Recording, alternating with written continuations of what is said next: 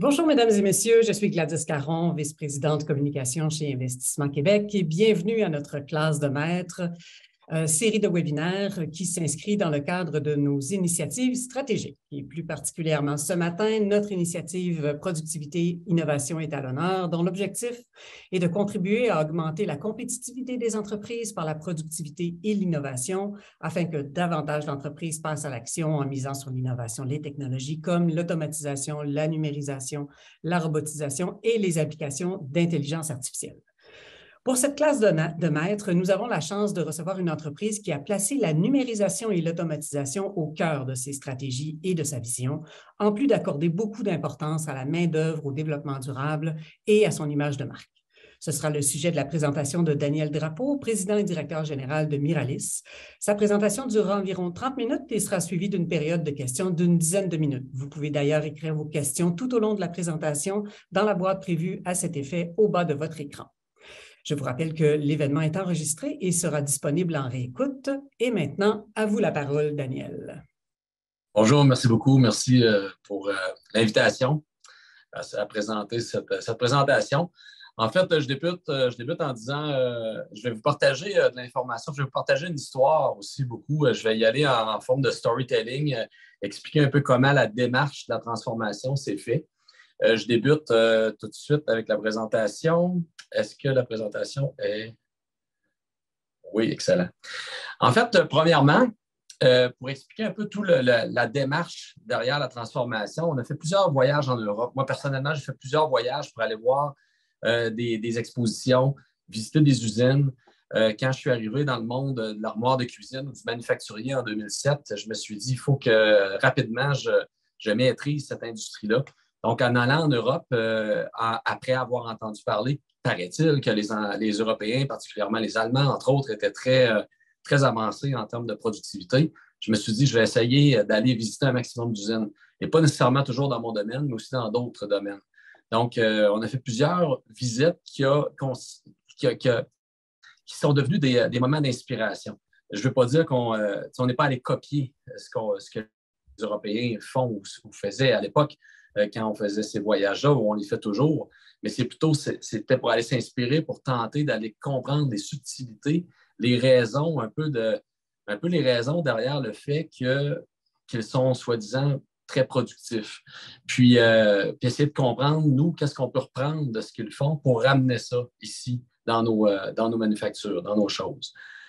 En même temps, dans les années, il y a environ 10 ans, là, je vous partage quelque chose. En fait, je ne sais pas si vous voyez aussi de mon côté, mais un livre orange, qu'on l'appelle, c'est un magazine qui date des années 1980, que j'ai trouvé on voit ici Pogen Pole, une entreprise en fait d'armoires de cuisine européenne. J'ai trouvé ça dans le chalet à mon père. Mon père avait fait l'acquisition d'un chalet meublé et qui avait des magazines comme ça. C'est 1980 Art et Déco français. Puis après une année ou deux à aller au chalet et à feuilleter le livre, les différents autres magazines, j'ai essayé de voir, il me semble que le livre tentait de me dire quelque chose.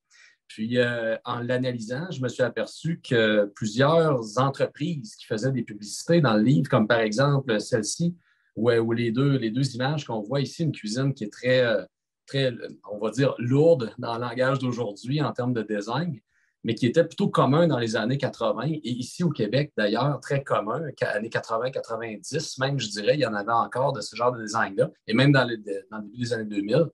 Et là, ici, je ne suis pas critique de design, je vous partage une réflexion, je dirais, stratégique au niveau du produit. Parce que le produit est extrêmement important dans la transformation numérique. Et je vais vous ramener à la transformation numérique tout à l'heure.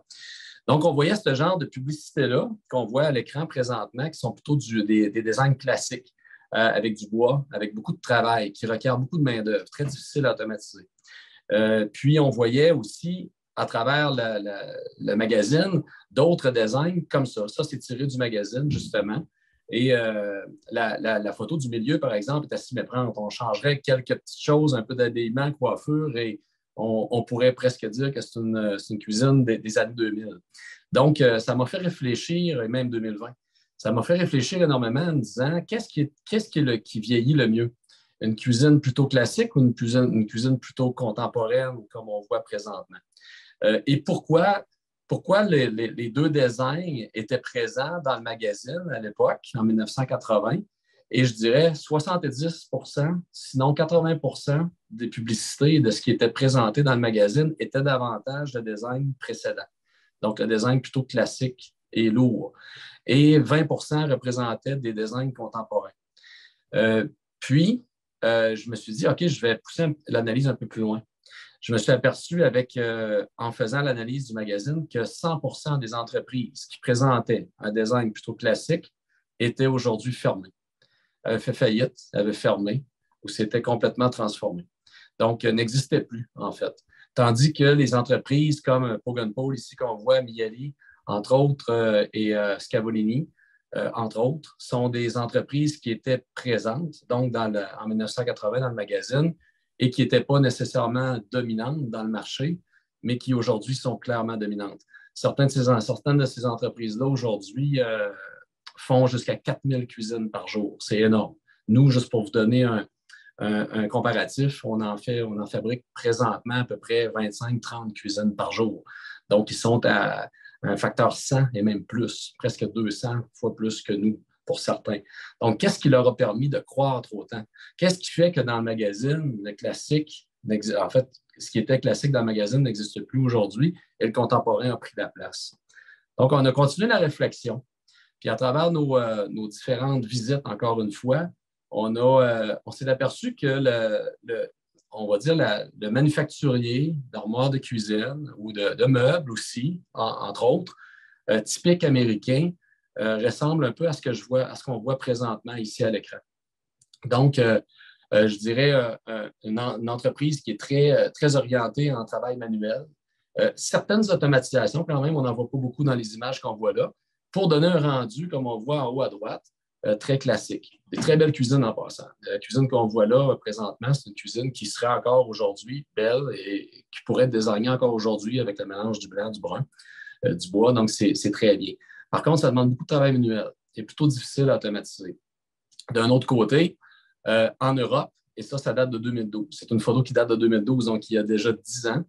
Et on voyait ce genre d'automatisation-là, de robotisation. Donc, complètement différent. C'est un choc. Pour moi, de rencontrer, d'aller visiter des usines comme ça, c'était vraiment réellement un choc. Et évidemment, on ne pouvait pas prendre beaucoup de photos. En fait, ça, ce n'est pas une photo qui est tirée de moi-même. On n'avait pas le droit de prendre des photos. Et les visites se faisaient très rapidement dans les usines. Ça, c'est une usine française qui est Cuisine Schmidt. Puis en fait, c'est une photo que j'ai trouvée sur le web, mais qui représente justement le niveau d'automatisation qu'ils avaient il y a 10 ans. Donc, je me suis dit, il y a 10 ans, je me souviens encore de quelqu'un qui nous vend des quincailleries, des coulisses de tiroirs, des choses comme ça, qui m'a dit, moi, mais Daniel, qu'est-ce que tu en penses? Puis je me suis gratté le menton, puis j'ai dit, honnêtement, dans 10 ans, il faut être là. Il faut s'organiser pour être dans ce genre de manufacture-là, parce que sinon, nous, il va nous arriver, on va avoir des problèmes. C'est inévitable. Donc, ça a été le début d'une longue réflexion. La réflexion a réellement débuté environ dans ces années-là, il y a environ 10 ans. Ici, on voit un autre exemple d'usine européenne qui est extrêmement organisée, extrêmement automatisée. Donc, ça clash énormément là, pour, si je me permets d'utiliser cette expression-là par rapport à ce qu'on voit ici, généralement en Amérique du Nord. Mais je ne veux pas dire qu'en Amérique du Nord, tout est comme ce qu'on voyait tout à l'heure, mais je dirais que c'est typique.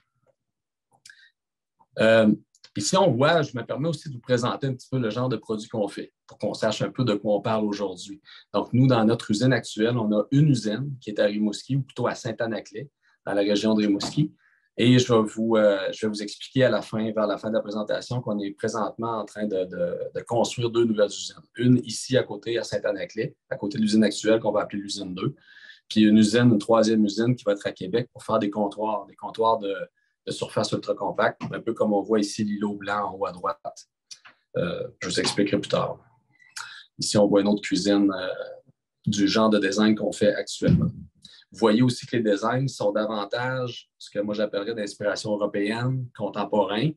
Et la raison de ça provient du livre orange. Donc, il y a 10 ans, on s'est dit, on va premièrement s'orienter davantage vers un design contemporain parce que les Européens l'ont fait et il semble avoir beaucoup de succès. Et nous autres aussi, on s'est dit, on peut compétitionner avec, il y a environ 30 000 fabricants en Amérique du Nord qui fabriquent tous du design plutôt classique ou qui fabriquaient tous généralement du design classique il y a 10 ans. Et donc, il y a 10 ans, nous, ce qu'on s'est dit, est-ce qu'on préfère être à un parmi 30 000 ou un parmi 5 ou 6 qui se présentent plutôt avec des designs contemporains? Donc, on s'est dit, on va changer un peu l'allure, on va tenter d'influencer les designers, les architectes, on va poursuivre un espèce de petit élan qui était déjà démarré il y a environ 10 ans vers le contemporain en amenant une collection contemporaine. Je fais une petite parenthèse après ça d'un autre côté. Le côté plutôt ESG, environnemental, social, gouvernance, donc le côté planète, l'importance en fait de l'empreinte écologique. Ici, on voit un avion, toujours pour expliquer un peu l'histoire en arrière de la réflexion, parce qu'on s'est dit qu'il faut amener aussi ce petit côté-là dans notre produit, dans notre offre produit, dans la marque employeur et aussi pour attirer du monde dans l'entreprise. Ça parle de plus en plus aux jeunes. Mais l'histoire en arrière de ça, c'est que j'étais en voyage. En fait, on faisait une exposition aux États-Unis, puis on était de retour en avion. Et curieusement, en fait, l'exemple est dans l'avion pendant qu'on était en train de brûler du kérosène. On avait une réflexion sur la responsabilité sociale, environnementale de l'entreprise. Et j'étais avec une collègue, Valérie, qui m'a posé la question, mais toi, tu ne te sens pas un peu responsable en tant qu'entrepreneur? Vous avez de l'influence, vous pouvez changer des choses, vous avez certains moyens, en fait. Pourquoi vous, les entrepreneurs, vous prenez pas une partie de la responsabilité d'un virage plutôt environnemental? La discussion était surtout environnementale. Je me suis dit, eh bien, c'est pas fou. Donc, suite à ça, suite à cette brève discussion, cette longue discussion-là dans l'avion, on s'est dit, on va tenter autant que possible de poursuivre quelque chose qu'on fait bien, c'est-à-dire qu'on fait des produits durables. On fait des produits de qualité, on fabrique des produits de qualité. On est chanceux, on a un produit qui peut avoir une durée de vie de 20, 25 et même 30 ans, une cuisine. Et puis, honnêtement, une bonne cuisine bien fabriquée pourrait avoir une durée de vie de 20, 25 ans à peu près. Et après ça, avoir une deuxième vie dans un chalet ou dans une autre maison d'un autre 10, 15 ans. Donc, une cuisine, honnêtement, peut faire du 40 ans et plus de durée de vie. Donc, on s'est dit, clairement, on est capable de contribuer à quelque part à une responsabilité environnementale. Puis, et de là est né un virage, ou plutôt pas un virage, mais un début de virage, parce qu'on s'est dit la transformation ou le positionnement de l'entreprise d'un point de vue environnemental va se faire un petit pas à la fois. On ne dira pas du jour au lendemain qu'on est des champions. On va plutôt faire des petits gestes à tous les jours au niveau du gaspillage, au niveau de la durabilité des produits, pour s'assurer que notre empreinte écologique est la plus positive. Et en même temps, tout comme le titre de la présentation est en lien avec l'image de la marque et la marque employeur pour attirer de l'attraction d'équipiers, nous, en fait, on s'est dit que c'est une bonne manière en même temps de contribuer à attirer du monde parce que clairement, dans l'avenir, il va falloir considérer de plus en plus l'environnement. En fait, ce qu'on s'est dit avec ça, c'est une cuisine va durer 30 ans. Donc, nous, idéalement, ce qu'on veut, c'est vous vendre une cuisine. Je dis vous, là, je m'adresse à des gens ici, mais quand on parle d'offrir des cuisines au marché, une cuisine qui dure 30 ans, puis idéalement, on en vend juste une. Mais c'est-à-dire une par maison. Donc, si les gens déménagent, évidemment, puis qu'ils veulent rénover, on va refaire des cuisines. Mais honnêtement, ce qu'on veut tenter d'éviter, c'est de refaire la cuisine à tous les 5 ou 7 ans. Parce que tout récemment, dans les dernières années, on entendait parler que les cuisines étaient changées environ à moins de 10 ans, à un rythme de moins de 10 ans, ce qui est plus ou moins acceptable d'un point de vue justement environnemental. Donc, on s'est dit, on va plutôt orienter notre client ou le consommateur vers une cuisine qui va durer longtemps. Pour ça, ça prend des produits durables, ça prend des produits de qualité, puis ça prend aussi le design intemporel. Et pour ça, pour le design intemporel, on a fait des exercices, des réflexions avec des architectes, des designers pour en venir à la conclusion qu'une belle cuisine, on leur a demandé après 2 jours de réflexion quelle est la définition de la beauté. Et le mot le plus central qui est revenu, c'est l'intemporalité. Donc, on s'est dit, puis après ça, qu'est-ce qui est intemporel? On revenait souvent au design du mid-century. Donc, le genre de design que les Européens offrent généralement dans leur design. Ce qui fait un petit lien vers le livre orange dont je vous parlais tout à l'heure. Éliminer le gaspillage est très important aussi. Après ça, ben, on s'est dit qu'est-ce qu'il y a d'autre en plus à part le produit qui clairement nous amène vers du design contemporain. Donc, il y a quelque chose d'intéressant là, à considérer, puis il y a quelque chose qui est clairement relié à l'automatisation et à l'efficacité opérationnelle en usine en se dirigeant vers un design qui est un peu plus carré et qui requiert peut-être moins de main-d'œuvre et qui est plus facilement automatisable. On s'est dit aussi, l'automatisation n'est pas mauvaise pour nos équipiers, pour le monde. Au contraire, c'est positif. Ça ajoute de la valeur aux emplois. Donc, par exemple, faire du sablage à temps plein dans une usine, c'est nécessaire pour certains produits, certains designs de produits. Mais si on est capable de faire le sablage par une machine, comme par exemple ici, les deux robots qu'on voit, c'est des robots qu'on a conçus nous-mêmes et qui sont des sableurs, des robots sableurs qui remplacent environ une dizaine de sableurs, de personnes qui sablaient avant. Donc, c'est sûr que quand on a réfléchi ce genre d'automatisation-là, sur le coup, nos équipiers nous disaient on ne sera pas capable, c'est impossible de nous remplacer par des machines, mais finalement, à force de faire des essais, à force de peaufiner nos machines, on s'est aperçu qu'on est capable d'automatiser certains emplois et qu'en même temps, ce qui se passe, c'est que là, les emplois se trouvent à être des opérateurs de robots plutôt que des sableurs. Donc, on est capable d'augmenter la qualité des emplois grâce à l'automatisation dans ce genre d'exemple-là. Vision long terme. En fait, on s'est dit, nous, ça prend une vision long terme. Donc, comment on peut aussi garantir les emplois à long terme? Avec la COVID récemment et aussi au cours des dernières années, on entendait beaucoup parler d'enjeux de main-d'œuvre. Les enjeux d'approvisionnement, on n'en avait pas encore. C'est arrivé pendant la COVID. Mais le côté main-d'œuvre, on entendait beaucoup parler. On ne le subissait pas trop pour être transparent. La marque employeur faisait son travail jusqu'en 2020. Mais pendant la COVID, on a été frappé, comme tout le monde, par les enjeux de main-d'œuvre. Donc, on s'est dit, la vision long terme doit inclure un modèle d'affaires qui nous permet de contrer ces enjeux-là qu'on voit qui sont absolument vrais pour tout le monde, qui sont généralement les enjeux de main-d'œuvre. On s'est dit aussi, il faut mélanger un peu la jeunesse et l'expérience.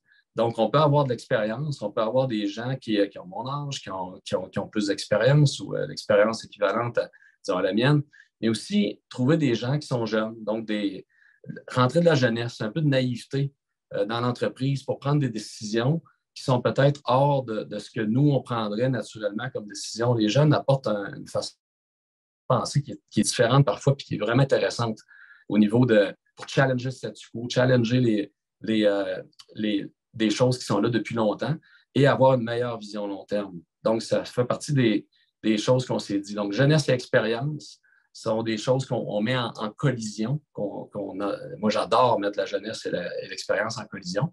Puis, ce que je voudrais dire aussi, c'est que depuis 12 ans, j'ai un comité consultatif pour lequel j'ai eu 3 différentes cohortes avec des gens qui étaient plutôt business, marketing, développement des affaires, mais production aussi, qui m'ont aidé énormément à me challenger, à challenger l'entreprise et à s'assurer d'avoir une stratégie long terme pour éviter de prendre des décisions qui sont trop court terme et plutôt réfléchir à comment on peut assurer la pérennité de l'entreprise et les emplois et le maintien, en fait, de l'entreprise ici en région, parce qu'on est en région, encore 20 ans, 30 ans, s'il faut.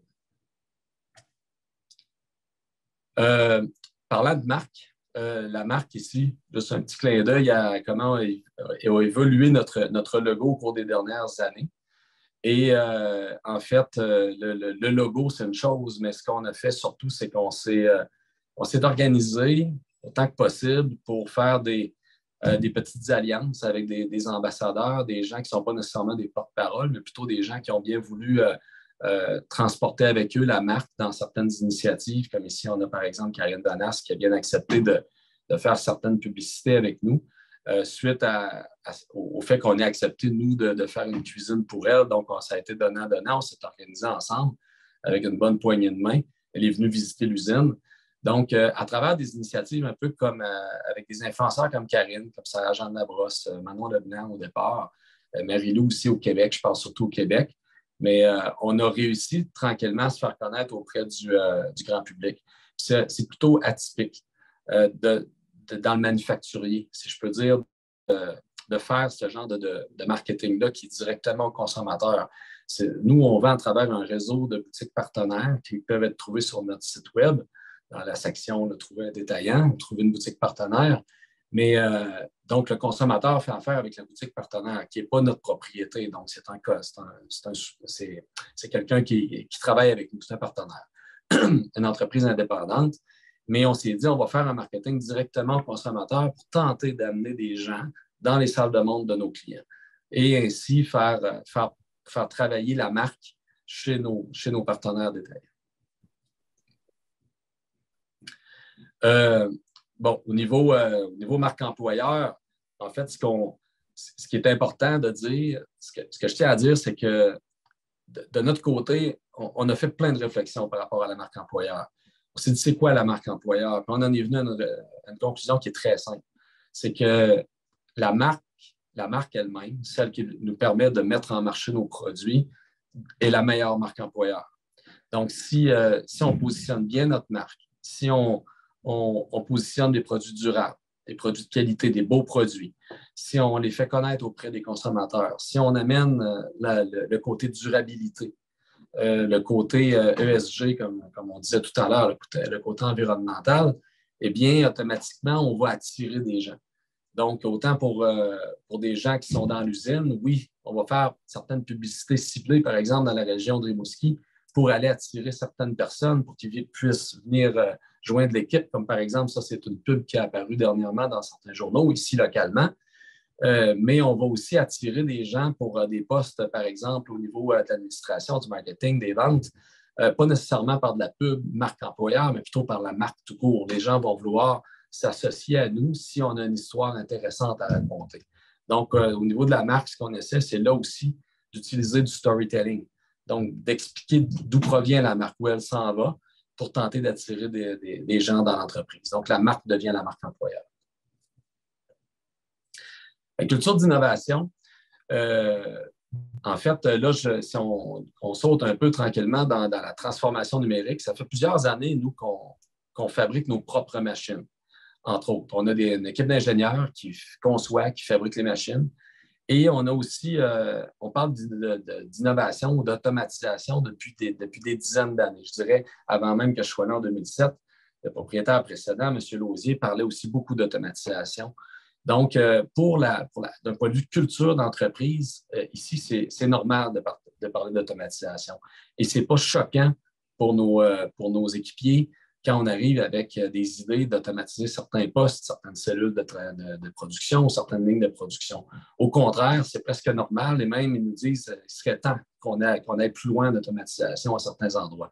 Donc, ça se cultive, l'innovation, puis ça se cultive aussi avec des programmes ou avec des programmes de mise en place d'automatisation. Nous, on s'est dit, on va y aller un robot à la fois. Donc, Bonnie et Clyde, qui sont ces deux robots-là qui font le sablage, sont les deux robots avec lesquels on a commencé. Après ça, on est allé au niveau de l'assemblage. Mais aussi au niveau de l'innovation, ce qu'on s'est dit, c'est qu'on va tenter de mesurer l'innovation chez Miralis. Donc là aussi, pour faire un petit peu de storytelling, je parlais avec un monsieur Montréalais qui s'appelle Michel David. Malheureusement, feu Michel David, aujourd'hui, est décédé. Michel est un stratège avec qui je travaillais pour tenter de mieux documenter notre stratégie d'entreprise. Et un jour, à force de me parler sur une terrasse à Montréal, il m'a dit, s'est levé debout devant tout le monde, devant plein d'autres clients de la terrasse du café. Puis il a dit, je le sais, Daniel, puis il s'est mis à faire des signes comme ça. C'est l'innovation. Là, il était debout, il y avait plein de monde autour de moi, je ne comprenais pas.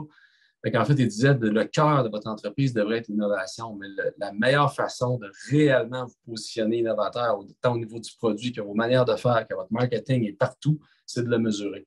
Si vous ne le mesurez pas, vous allez utiliser le mot, mais ça ne voudra peut-être rien dire. Donc, on s'est dit, on va le mesurer, c'est-à-dire, nous, on a une promesse aujourd'hui, on a un engagement face à nos clients, face à nos boutiques partenaires, de toujours faire 36 évolutions de produits par année qui proviennent de demandes en provenance de nos clients, en fait. On écoute nos clients, puis on leur dit, on va tenter d'améliorer le produit en fonction de vos demandes. C'est 36 évolutions par année. Deux innovations. Une innovation, c'est un nouveau produit ou bien une évolution importante du produit qui peut être qualifiée comme d'innovation parce qu'elle génère un wow. et une possibilité de se démarquer et d'aller chercher du volume, donc du volume de vente auprès de notre client. La Bold Innovation, on en fait une aux 3 ans. Donc ça, c'est quelque chose de complètement différent, qui vient bouleverser le marché, qui est un peu disruptive dans notre marché. Donc, c'est des choses que les autres ne font pas nécessairement. Peut-être que ça se fait ailleurs dans le monde, mais pas nécessairement ici, dans nos marchés. Donc, on a une promesse de 3621 qui est l'innovation. Ça, c'est davantage au niveau du produit. Et Michel David m'a permis, en fait, de bâtir ce concept-là avec mon équipe ici. Par exemple, notre prochaine Bold Innovation, entre guillemets, notre 1, va être l'intégration de la lumière, du LED, du LED, à même les cabinets en usine. Donc, ce qui nous permet de complètement cacher tout le filage et d'intégrer la lumière. Et on s'est assuré d'un point de vue produit que la lumière éclaire toujours ce qu'on veut voir à l'intérieur des cabinets, que ce soit des tiroirs, des garde-manger, comme on voit présentement ici. La lumière va éclairer l'intérieur, ce qu'on veut aller chercher dans nos armoires, dans nos tiroirs, plutôt qu'éclairer les yeux. Donc, on s'est dit, nous, on ne veut pas de LED qui éclaire directement dans les yeux. Donc, ça fait c'est le genre de petits détails au niveau du produit qu'on a travaillé pour s'assurer d'avoir un produit qui se démarque des autres. Et le fait de l'installer en usine et que ce soit presque plug and play, excusez-moi l'expression anglaise, au niveau installation, après ça, pour nos installateurs ou les installateurs de nos boutiques partenaires, ça rend le produit qui est très, très friendly, très facile en fait à mettre en marché. La nouvelle collection, notre nouvelle usine, va présenter cette innovation-là à partir de 2024.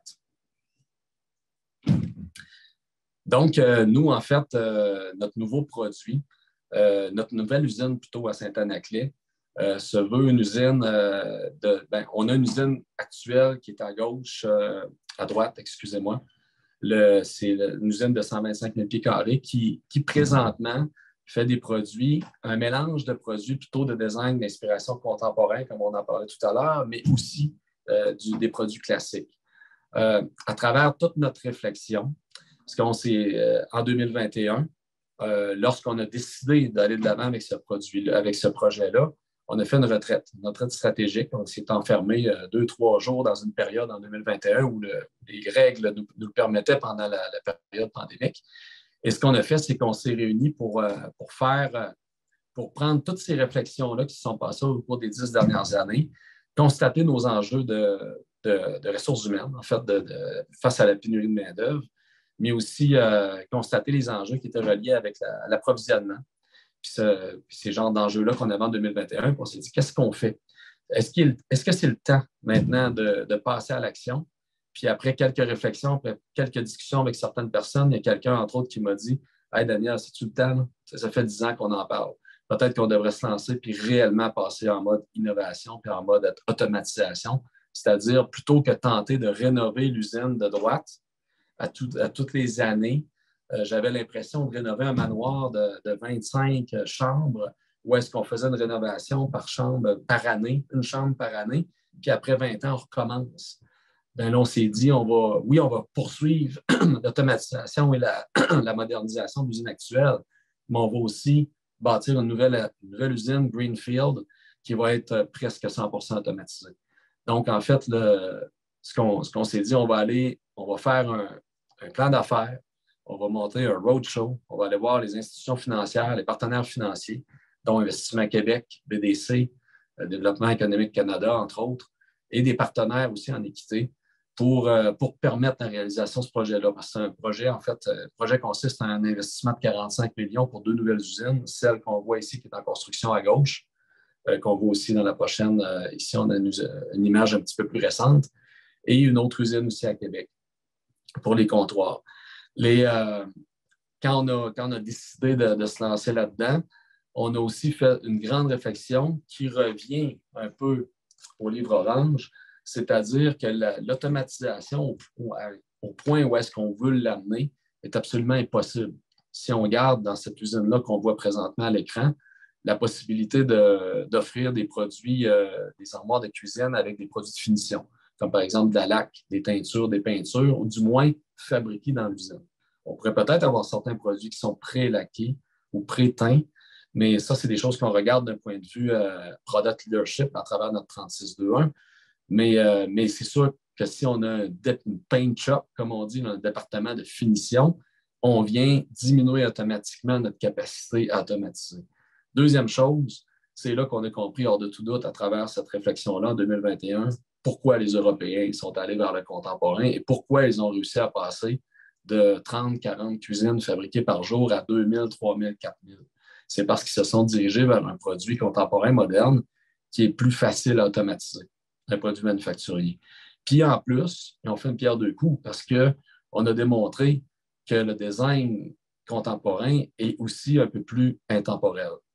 Donc, une belle cuisine bien designée, contemporaine, c'est à s'y méprendre. En fait, on ne sait pas si elle a été designée il y a 15 ans, aujourd'hui, ou dans 15 ans, dans le futur.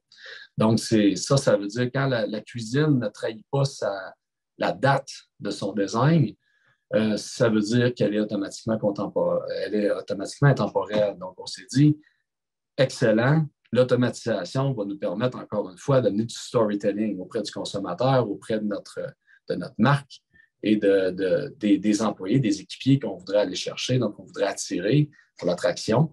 Ça devient une autre histoire qui nous permet d'attirer du monde.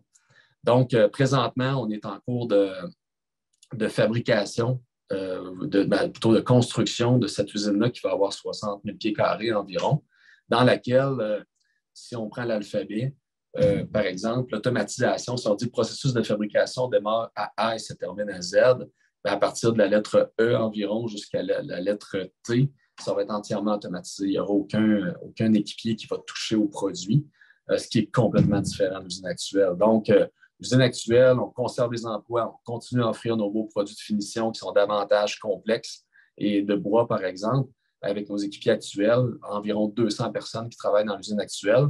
Et pour à peu près la même quantité de caissons, de cuisines fabriquées dans cette nouvelle usine-là qu'on voit présentement, on va pouvoir le faire avec 6 ou 7 fois moins de monde. Donc, environ 30 personnes totales, incluant les mécanos. Donc, clairement, on démontre une efficacité opérationnelle qui est évidente en diminuant énormément la demande de main-d'œuvre pour fabriquer la même quantité de produits. Ici, on voit l'image de la devanture. Au niveau de Québec, je termine avec ça, on se lance dans les comptoirs. Les comptoirs, en fait, ici, on voit sur l'îlot, autour de l'évier, une surface qu'on appelle surface ultra compacte, qui est de la pierre synthérisée. Donc, c'est de la pierre qui a des propriétés qui sont différentes, par exemple, du quartz. Le quartz, aujourd'hui, est dominant dans le marché. Mais encore une fois, d'un point de vue durabilité, on s'est dit, si on veut offrir des cuisines durables qui durent longtemps, le quartz a certains défauts. Comme par exemple, si on fait l'erreur de prendre une poêlonne chaude et de la déposer sur le comptoir de quartz, puis qui est blanc en plus, bien là, ça va faire un cerne jaune parce qu'à l'intérieur du produit de quartz, il y a de la résine, il y a de la colle. Puis la colle brûle au contact de la poêlonne chaude. Donc, est-ce qu'il existe un produit qui ne fera pas ça? Donc, en allant se promener encore une fois en Europe, on a vu dans les dernières expositions au cours des 3-4 dernières années que les produits je vais utiliser le mot porcelaine ici devant vous, mais face aux consommateurs, on ne l'utilisera pas trop parce qu'ici, je dirais en Amérique du Nord, ou plutôt dans le monde francophone québécois, le mot porcelaine est associé par exemple, à un éléphant dans un magasin de porcelaine. Mais techniquement, c'est de la porcelaine, mais c'est de la pierre synthérisée qui est fabriquée en usine, la pierre naturelle fabriquée en usine à très haute température, très haute pression, qui fait en sorte qu'il y a des avantages comme la résistance au feu, résistance aux taches, mais aussi qui est plus éco-friendly parce qu'il n'y a pas de résine à l'intérieur. Donc, encore une fois, dans un but de durabilité, de storytelling, pour attirer du monde, positionner la marque de plus en plus vers des produits durables et respectueux de l'environnement, on a décidé de se diriger vers ce genre de produits-là. Donc, l'usine à Québec va être capable de fabriquer 50 comptoirs par semaine environ et pourrait monter jusqu'à 100 comptoirs par semaine avec un quart de soir. Donc, en bref, on construit ce genre de cuisine-là qu'on voit présentement à l'écran. Puis, pour revenir à mon fameux livre orange du départ, ce livre-là, c'est fort possible qu'un jour, on le mette dans une cloche et qu'on prenne des gants blancs pour le ressortir parce que, honnêtement, il nous a fait réfléchir énormément sur un point qui est extrêmement important en automatisation, c'est de réfléchir aux produits qu'on va offrir. Parce que parfois, on essaie d'automatiser le produit qu'on offre présentement. C'est ce qu'on a essayé de faire pendant des années, au cours des 15 dernières années. Et on s'est buté à plusieurs enjeux. Donc là, il y a un Greenfield et en réfléchissant à une nouvelle collection de produits qui va être offerte dans l'usine 2, on a enfin réussi à automatiser. Et là, on est convaincu que d'ici 2024, on va avoir une nouvelle usine qui va offrir une nouvelle collection de produits très automatisés au marché et qui va permettre aussi de répondre aux besoins qui sont de plus en plus d'inspiration contemporaine européenne. Et voilà. Merci beaucoup, Daniel. C'était vraiment, vraiment fort intéressant. Votre vision que vous avez su insuffler à votre organisation, l'engagement qu'on sent que vous avez été chercher auprès de vos équipes sont vraiment fort intéressants. Si on pouvait remettre Daniel en visuel à côté de moi, parfait. Merci beaucoup pour la période de questions. Et je note aussi la symbolique de votre livre orange. On retrouve ça souvent dans les entreprises où les gens, les dirigeants sont visionnaires. La symbolique est importante d'avoir une vision à laquelle tout le monde s'accroche et d'avoir cet item physique dans ce cas-là qu'effectivement, vous devriez bientôt mettre dans une cloche pour être sûr qu'il reste en bon état. Alors, vraiment fort intéressant. J'invite les gens à continuer d'inscrire leurs questions dans le chat. J'en ai quelques-unes de mon côté aussi. Je commencerai par la première. Vous avez récemment, dans un communiqué de presse qui annonçait vos deux investissements importants, vous avez mentionné que vous vous approchiez du 4.0 avec le niveau d'automatisation que vous allez avoir dans vos nouvelles usines. Mais à écouter ce que vous dites, je reprends votre exemple de tantôt, de E à T, si je me souviens bien, tout ça va être automatisé sans intervention humaine. Il me semble qu'on est pas mal dans le 4.0, mais vous considérez que vous êtes juste en train de vous en approcher? En fait, il y a la révolution industrielle qui était le 1.0, après ça, il y a eu du 2, du 3.0, puis là, on parle du 4.0. Ce que je crois, c'est que souvent, j'ai l'impression qu'on a tendance en tant qu'entreprise manufacturière à aller trop vite, à faire un saut trop vite vers l'intention de se rendre dans le 4.0 sans réellement comprendre c'est quoi le 3.0. Donc, le 3.0 est davantage, je dirais, automatisation physique, mécanique dans l'usine. Et puis, donc, il faut bien comprendre cet aspect-là pour après ça amener le 4.0. Du côté 4.0, moi, ma définition, parce qu'il y a toutes sortes de définitions, ça se trouve à être la capacité de faire parler les différents intervenants, que ce soit des machines, des systèmes informatiques, des équipiers, des clients, en fait, ou des partenaires, faire parler tout ce beau monde-là dans un écosystème qui automatise l'ensemble d'informations en plus de la fabrication. Nous, je ne pense pas qu'on est rendu dans le 4.0 comme on rêve de l'être avec ce genre de projet-là. Par contre, on s'y approche réellement cette fois-ci. Donc, je me dis, plutôt que de dire qu'on est rendu dans le 4.0, gardons un petit challenge et un défi de se rendre encore plus loin. D'accord. La vision n'est pas... Le visionnaire est encore en action pour les 10-20 prochaines années. Merci beaucoup. Il y a plusieurs questions dans le chat. Et je comprends que vous ne pourrez pas répondre très précisément, mais comment établissez-vous vos cibles en termes d'investissement annuel pour accomplir votre vision, votre virage stratégique? Est-ce que c'est une proportion en fonction du chiffre d'affaires? Comment établissez-vous vos barèmes sur ce plan? Oui, en fait, oui. Avant, en fait, ce projet-là, qui est, comme je l'ai dit tout à l'heure, un projet d'un investissement qui représente un investissement de 45 millions, est majeur. Ça, c'est atypique pour nous. Donc, c'est une seule fois en 15 ans qu'on va avoir fait qu'on va avoir pris ce genre de décision-là. Donc là, on investit presque notre chiffre d'affaires au complet. Donc, ça prend quelque chose de très solide en termes de montage financier partenaire. Par contre, habituellement, au cours des 15 dernières années, on investit entre environ 8 de notre chiffre d'affaires en investissement capital, qui est principalement en augmentation de capacité et automatisation. Et plusieurs années, on a monté même à 10 et plus. Donc, on peut dire 8 à 10 du chiffre d'affaires. D'accord. Vous avez parlé dans votre présentation que dans les usines que vous aviez vues en Europe, le volume de production par jour était d'à peu près 4000 cuisines par jour. Avec vos nouvelles usines, votre automatisation accrue, vous allez augmenter la vôtre. Est-ce que votre cible est aussi d'atteindre un jour le 4000? Comment progressivement voyez-vous votre volumétrie augmenter? Je pense qu'on vit peut-être un peu plus dans une forme de moment présent que dans ce genre de gros objectifs gros à ce point-là. En fait, aussi, quand on parle de 2000, 3000 cuisines par jour, je dirais que c'est davantage des manufacturiers qui fabriquent des cuisines, je dirais, dans l'entrée de gamme, entrée moyenne gamme, ceux qui sont dans ce genre de volume-là. Par contre, on a des gens ou des entreprises européennes qui sont dans notre genre de marché, c'est-à-dire la fin du moyen de gamme, début haut de gamme, le positionnement. Quand on se compare aux automobiles, nous, on dit qu'on est autour de BMW, Lexus, Audi, on est dans ce positionnement-là.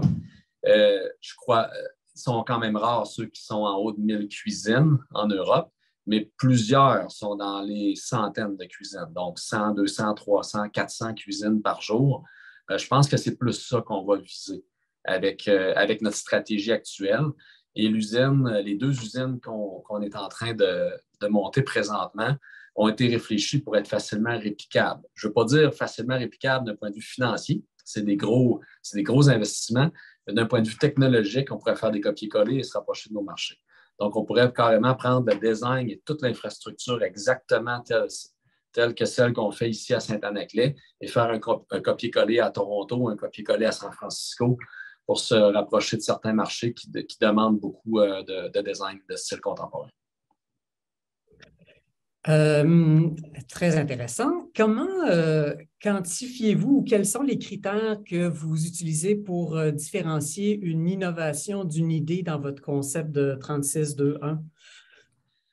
En fait, le 36, c'est réellement des petites évolutions qui font des petites différences, mais qui, tout accumulées ensemble, imaginez 10 ans consécutifs de 36. On est rendu à 360 évolutions. Pour le client, c'est énorme. Après, c'est toutes des petites choses qu'on fait en fonction de ce que nos clients nous demandent. Une évolution est relativement simple et peut être complexe parfois. Comme par exemple, peut demander de revoir la conception d'un caisson d'armoire pour le rendre un peu plus facile d'accès, un peu plus facile à installer. Ce n'est pas nécessairement toujours relié à la fonctionnalité ou au design du côté consommateur. Ça peut aussi répondre aux besoins, par exemple, des installateurs. Ça, on est dans l'évolution. Innovation, c'est là, on rentre dans on va, par exemple, découvrir un nouveau modèle de porte, donc de porte d'armoire qui est de plus en plus à la mode, je dirais, disons, en Europe. Justement, on commence à l'avoir un petit peu ici, mais c'est plutôt inaccessible, peu l'offre ou c'est trop dispendieux. Nous, on va tenter de développer ce genre de modèle de porte-là avec des finis particuliers et d'en faire un produit qui est accessible et qui est disponible. Donc, c'est là qu'on rentre dans l'innovation. Quelque chose qui fait wow, que les designers disent wow, OK, ça, c'est intéressant d'avoir ça dans notre toolbox, dans notre boîte à outils pour offrir des designs. Puis en même temps, ça leur permet de se démarquer face à la compétition. Tandis que la bold innovation, ben là, on est vraiment dans quelque chose d'unique, comme par exemple l'intégration du LED dans même le caisson. Certains peuvent prétendre le faire, mais nous, on a fait beaucoup de recherches et sont très rares ceux qui le font. En fait, il n'y en a pas vraiment qui le font. Nous, donc, on va offrir nos caissons, puis ça va arriver un peu comme des caisses de son.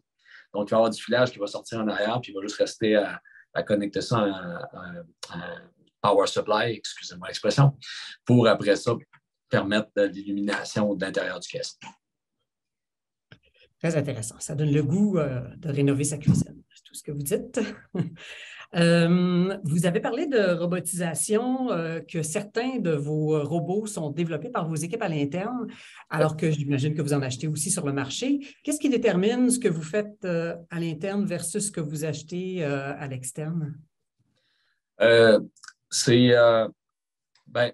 Premièrement, nous, on l'a dit tout à l'heure, il y a des entreprises qui sont immenses dans le domaine du meuble ou de l'armoire, de la transformation, en fait, de la mélamine ou des produits de bois. Nous, nos besoins sont, étant donné qu'on fabrique justement peut-être 20, 30, 40, puis là, on va éventuellement arriver à 50 cuisines par jour, c'est notre manière de fabriquer doit être adaptée à notre volume. Donc, parfois, les fournisseurs de machines, qui généralement, malheureusement, proviennent de l'Europe, un petit peu des États-Unis, mais généralement européens, allemands, italiens, ont tendance à avoir des fois des infrastructures, ou plutôt des setups, excusez-moi, de machines qui sont un peu gros, un peu complexes et dispendieux. Donc, nous, à ce temps-là, ce qu'on va faire, c'est qu'on va essayer de voir comment on pourrait faire, nous, pour répondre aux besoins qu'on a d'automatiser une portion de notre processus de fabrication sans nécessairement aller chercher une nouvelle machine qui est disponible depuis peu dans le marché, qui est extrêmement dispendieuse, qui est peut-être trop grosse, qui fait trop de choses. On n'a pas besoin de faire tout ça. Donc, on va faire travailler nos ingénieurs ici, nos concepteurs, à, premièrement, inventer. Donc, moi, j'aime participer à ça, à cette réflexion-là avec eux, voir comment on pourrait réfléchir à une machine. On fait des croquis, on fait des dessins. Puis après ça, on met nos concepteurs dans un mode un peu plus réaliste. Donc, ils créent sur SolidWorks, des différents logiciels, une machine qui virtuellement nous dit « OK, oui, il y a quelque chose à faire, on est capable de faire ». Puis après ça, on fait un business case, un plan d'affaires, puis on la fabrique. Et c'est un prototype à chaque fois, mais on va toucher du bois, ça fonctionne tout le temps. Donc, on réussit réellement à faire nos propres machines. Il y a environ 20 des machines qu'on a dans l'usine actuelle et qu'on va avoir dans l'usine qu'on est en train de construire, qui vont être fabriquées par nous. Donc, puis en même temps, ça garde une expertise vraiment intéressante à l'intérieur de l'entreprise qui nous permet après ça d'être meilleurs pour découvrir des problèmes, pour diagnostiquer des problèmes. Parce que si on est capable de fabriquer des machines, évidemment, ça nous garde avec une expertise puis une profondeur qui nous permet de mieux diagnostiquer les problèmes des machines qu'on achète aussi. Et finalement, ça nous permet aussi de modifier certaines machines qu'on achète sans changer l'intégrité de la machine. Donc, en la gardant fonctionnelle, puis en ne se chicanant pas trop avec notre fournisseur au niveau des garanties. Nous avons vraiment beaucoup de questions dans l'outil de questions. Je vais en prendre deux dernières. Vous avez, en fait, la question est l'évolution de l'automatisation dans votre entreprise a certainement modifié la relation avec vos clients. Et en termes numériques avec vos distributeurs, jusqu'où êtes-vous intégré dans votre portail de commandes, suivi de production? Jusqu'à quel point la numérisation est-elle déployée? Tantôt, j'ai effleuré le fait avec le 4.0 puis l'importance des systèmes informatiques. Justement, je pense qu'en dirigeant vers du 4.0, notre impression, à travers la transformation qu'on est en train de faire présentement, c'est que l'informatique devient la fondation. Je pense qu'avant, la fondation était souvent mécanique, plutôt c'était de la machinerie. Mais la fondation, présentement, est clairement au niveau de l'informatique. Donc, nous, ce qu'on a visé, c'est au cours des 5 dernières années, avant d'entreprendre ce projet-là d'automatisation et de nouvelles usines, on a fait une transformation numérique. Donc, on a modernisé nos systèmes informatiques pour assurer une automatisation complète du processus de commande jusqu'à la fabrication en provenance de notre client. Donc, notre client, je vous rappelle, on a un consommateur qui se présente dans une salle de montre, par exemple à Boca Raton, en Floride. Notre boutique partenaire à Boca Raton va faire le design et va nous envoyer une commande à travers un logiciel qu'on leur fournit. Ce logiciel-là, après ça, envoie évidemment une tonne de données, l'information vers nos systèmes et l'ensemble de l'information se rend directement dans l'usine, même le côté sur mesure. Donc, ça continue à être des produits sur mesure qui va faire en sorte que dans la nouvelle usine, 100 de ce processus-là va être entièrement automatisé jusqu'à l'usine. Dans l'usine actuelle, on est en train justement de mettre en place ce logiciel-là pour le roder et après ça, être capable de l'amener dans la nouvelle usine. Et on assume qu'au cours vers la fin 2023, proche de près de 50 de nos commandes vont être entièrement automatisées du client jusqu'à la production, sans intervention humaine, tout en restant des cuisines sur mesure. Mais le 50 qui ne sera pas entièrement automatisé va nous permettre aussi, pour revenir à votre première question, de continuer à répondre aux besoins de nos clients. C'est-à-dire de faire du sur-mesure peut-être un peu plus complexe ou des produits qui ne sont pas nécessairement autant automatisés.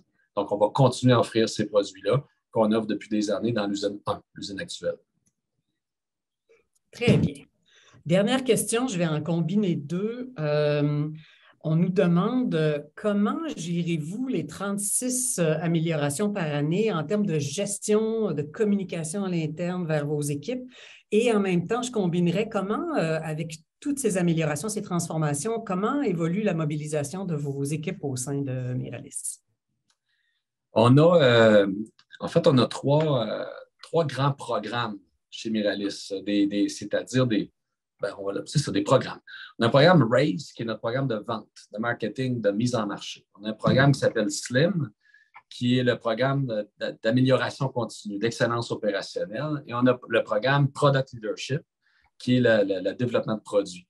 Ces trois programmes-là cohabitent ensemble et nous permettent d'amener à l'interne l'information. Donc, il y a beaucoup de communication à l'interne.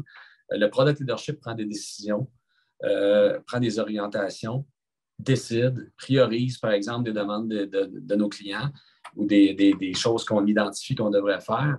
Et après ça, on rentre dans un processus qui est de développement de l'idée, de configuration du produit, test en usine, prototypage et un peu avant la mise en marché. Là, on commence à informer nos équipiers à l'interne plus rapidement, mais tout au long de ce processus-là, on garde quand même beaucoup de gens informés pour que la journée qu'on met en marché, la nouvelle évolution, la nouvelle innovation, à l'interne, il n'y a pas trop de gestion de changement à faire. La gestion de changement a été gérée. Au niveau de nos clients, on présente ces 36 évolutions-là, ces 2 innovations-là et la Bold Innovation comme du développement de produits. Donc, on fait 2 grands lancements de produits par année et on fait aussi des happenings, des roadshows, des différents événements avec nos clients, comme par exemple, on va en faire en janvier en Ontario, aux États-Unis, pour présenter les nouveaux produits et présenter les innovations, les évolutions qui s'en viennent. Donc, d'un point de vue mobilisation de vos équipes, elles font partie intégrante de toute cette évolution. Pas d'inquiétude par rapport à la nouvelle usine, à l'automatisation? Je vous dirais qu'on a impliqué beaucoup nos équipiers, puis on communique énormément. Hier encore et aujourd'hui, en fin de journée, je fais une réunion générale avec tout le monde. Puis tout le monde comprend les enjeux de main-d'œuvre. Ce n'est pas une surprise pour personne et tout le monde comprend que l'avenir, c'est l'automatisation.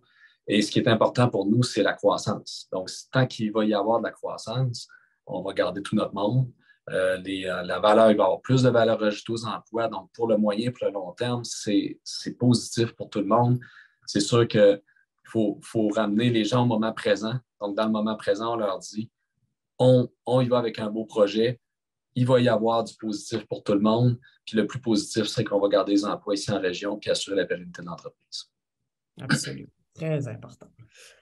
Alors, merci énormément, Daniel. C'était vraiment intéressant. Au nombre de questions qu'on a eues, au nombre de participants aussi, je comprends que je ne suis pas la seule à être enthousiaste par rapport à votre histoire. Alors, merci infiniment du temps consacré aujourd'hui et à la préparation, de même qu'à votre équipe. Merci beaucoup, chers participants, d'avoir été avec nous ce matin. Il y a plusieurs questions qui n'ont pu être répondues. Alors, nous allons coordonner avec l'équipe de Miralis et revenir dans le cas des questions qui peuvent être répondues, vous revenir avec les réponses à vos questions. Nous vous enverrons aussi aujourd'hui un sondage que nous vous invitons fortement à compléter. Ça nous permet d'améliorer nos événements. Et je crois que la présentation pourra probablement être rendue disponible, je crois, Monsieur Drapeau, à nos participants. Oui, certainement. Il n'y avait pas beaucoup de contenu à l'intérieur, mais ça peut rappeler certaines choses. Ouais. Tout à fait, tout à fait. Alors voilà, donc merci beaucoup à tous. Nous avons un peu dépassé l'heure, mais je pense que ça en valait vraiment la peine. Alors nous serons de retour avec de nouvelles classes de maîtres à compter de 2023. Alors suivez nos courriels pour en savoir plus. D'ici là, visitez notre page productivitéinnovation.com. Vous pouvez revoir la classe de maître qui sera disponible sur notre page YouTube, la page Investissement Québec sur YouTube. Et d'ici là, d'ici notre prochain événement, je vous souhaite d'excellentes fêtes. Reposez-vous bien. Merci beaucoup. Au revoir. Merci beaucoup. Merci, Daniel.